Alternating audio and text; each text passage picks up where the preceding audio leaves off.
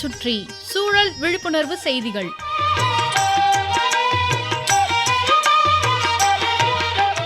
அன்புள்ளம் கொண்ட சந்திரன் ஐயா அவர்களுக்கு உங்கள் மாணிக்கம் எழுதும் மடல்.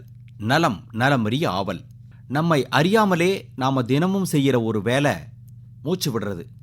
எது நடந்தாலும் நடக்கலன்னாலும் அனிச்சை செயல்பாங்க. அதுபோல மூச்சு இழுத்து விடுறது தொடர்ந்து நடைபெற்று கொண்டே இருக்கும். மூச்சு விடுறது நின்றுடுச்சுன்னா என்னன்னு கடுதாசில எழுத வேண்டியதில்லை, எல்லாருக்கும் தெரியும். ஒரு மனிதன் ஒரு நாளைக்கு சுமார் 3000 கேலன் காற்றை சுவாசிக்கிறானா. ஒரு கேலன்கிறது 3.88 லிட்டர். இதில் சுமார் 142 கேலன் சுத்தமான ஆக்சிஜன் வாயு தான் அவனது உடலுக்கு கிடைக்குது. மீதமுள்ளதெல்லாம் சுத்தமற்ற சுவாசிக்க இயலாத காற்று தான். அந்த நிலை தொடர்ந்தால் இன்னும் 10-20 ஆண்டுகளுக்கு பிறகு நுரையீரல் சம்பந்தப்பட்ட அல்லது நுரையீரல் பாதிக்கப்பட்ட நோயாளிகளின் எண்ணிக்கை அதிகமாயிடும். அவர்களுக்கு சிகிச்சை அளிப்பதே பெரும்பாடாயிடும். சந்திரன் ஐயாவுக்கு தெரியும், ஆப்பிரிக்க கண்டத்தில் தென்னாப்பிரிக்கா இருக்குது. இந்த நாட்டின் தலைநகரம் கேப்டவுன்.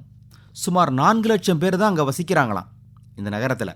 ஆனால் இந்த 4 லட்சம் பேருக்கே தண்ணீர் பற்றாக்குறையா அங்கே. எல்னினோ எஃபெக்ட் காரணமாக இந்த ஆண்டு பெய்ய வேண்டிய மழை அளவு ரொம்பவும் குறைந்ததுனால கேப்டவுனில் கடும் தண்ணீர் பஞ்சம்.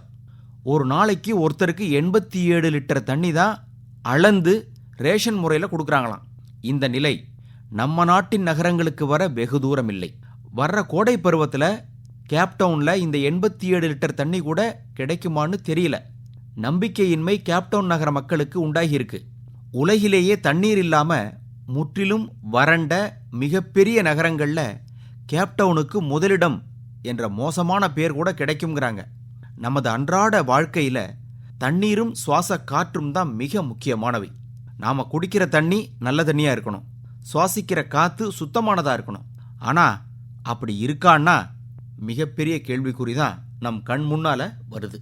காற்று மாசுங்கிறது மற்ற காரணங்களால் நடைபெற்றாலும் இயற்கையாக எரிமலை வெடித்து சிதறுதல் மூலமாகவும் ஏற்படுது.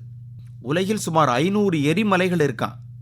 இதில் ஒவ்வொரு வருடமும் 50 எரிமலைகள் வெடித்து சிதறுகின்றன. இப்படி வெடித்து சிதறும்போது விஷ வாயுக்களையும் சாம்பலையும் வெளியிடும் இந்த எரிமலைகள். சந்திரனையா, எரிமலை வெடித்து வெளியே சிதறும் மாசு பொருட்கள் வானத்தில் சுமார் 16 முதல் 22 கிலோமீட்டர் உயரத்துக்கு வெளிப்படுமா. இப்படிப்பட்ட எரிமலைகளுக்கு பக்கத்தில் சுமார் 50 கோடி மக்கள் வாழுறாங்களாம். அவர்களுடைய அன்றாட வாழ்வை நினைச்சு பாருங்க. இப்படியாப்பட்ட நிலைமை, அதாவது எரிமலை பிரச்சனை, கேப்டவுன் போன்ற கடும் தண்ணீர் பஞ்சம் நம்ம மாநகரங்களுக்கு இன்னும் வரல. ஆனால் வராதுன்னு சொல்ல முடியாது. ஏன்னா நமது வாழ்க்கை முறைகளை நாம் மாற்றிக்கிட்டே வர்றோம்.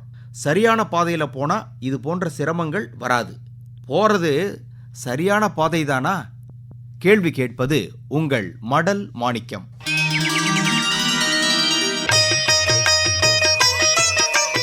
நம்மை சுற்றி சூழல் விழிப்புணர்வு செய்திகள் கேட்டீர்கள்.